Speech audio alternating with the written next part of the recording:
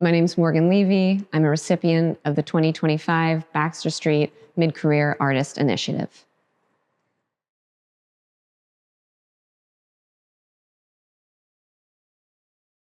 Spark of a Nail is a photographic collaboration between myself and women and non-binary individuals working in the building trades. When I use the term tradeswoman, I look to Sarah Ahmed, who writes about the category of woman as anyone who travels under the sign of woman. For me, it's a very open and spacious category, but tradeswoman becomes a useful term to discuss the individuals who've elected to participate in my work.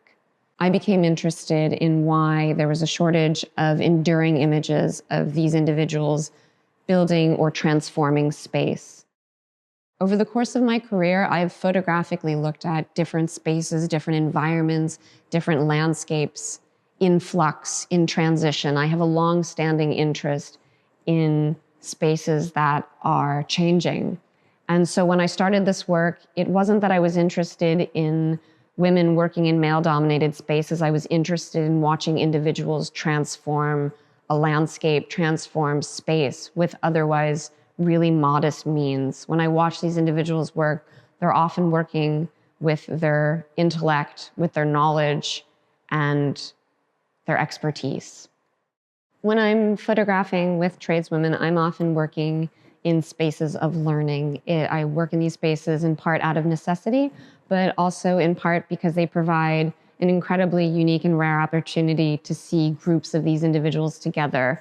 Often when they're on construction sites, actual construction sites, they're frequently the only woman working in these spaces. And so these spaces of learning allowed me to both see a particular kind of vulnerability, because the act of learning is in some ways a vulnerable act.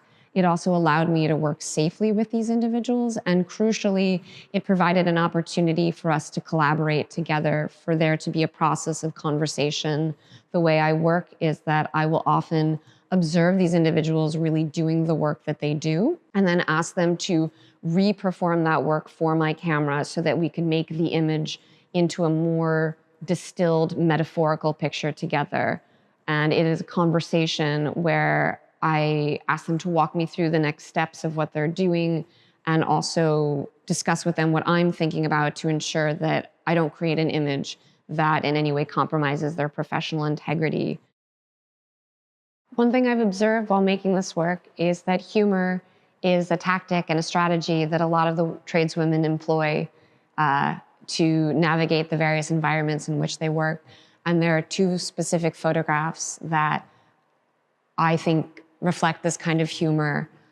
One is the electricians, and the other is Nails 2 Minutes. These pictures are in black and white for a number of reasons. Early on, when I started first making these pictures, I was photographing in color, but I discovered that due to the high-vis clothing that these individuals wear, when photographed, that high-vis clothing is so bright and so vibrant that it actually renders the individual invisible. And I was really interested in seeing these individuals. So there was in part a practical decision to photograph in black and white. What the black and white also allowed was for me to place the work in slightly more direct conversations with histories of labor, photographic histories that range from images of labor in the 20th century to images that come out of the gay liberation movement, to later histories like images by Ursula Schultz-Dornberg and her photographs of Jungensland.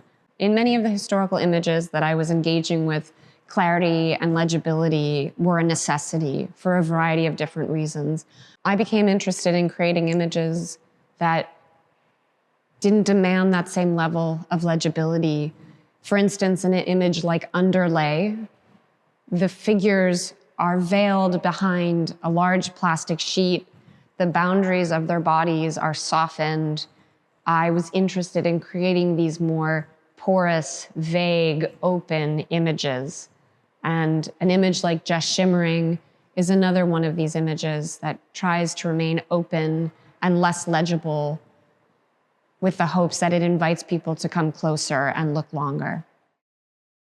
One of the things that I also learned while making this work is that there is no one experience of being a tradeswoman.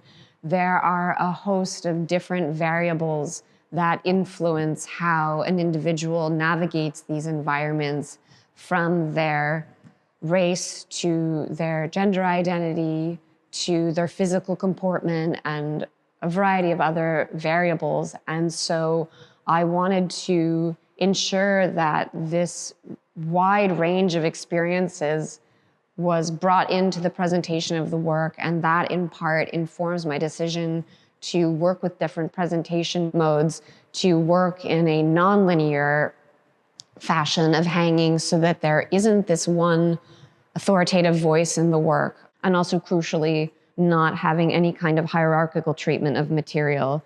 There are frames that are comprised of really unfinished wood. There are beautiful welded frames, but no one mode is prioritized more than the other. The experience of working with Baxter Street has been both a pleasure and a dream come true. The staff has been so generous and so kind and so helpful and supportive. I am so utterly grateful for the time and the labor that they shared with me and my work. We have such a shortage of spaces for artists at different phases of their careers in New York, and it is such a privilege and an honor to get to show at one of the oldest photographic institutions in this city. Having the space and the opportunity to show my work on the walls in New York City is both a dream and is just an incredible opportunity for an artist to think through their ideas, to see what they've been toiling away at in their studio, presented more publicly, to be able to have that feedback and that reception, and to get to think critically about the physical presentation of the work. And then, of course, there is the tremendous community that Baxter Street is a part of, and that you get to jump into the flow of the stream with once you are a part of this community. And that is a tremendous gift.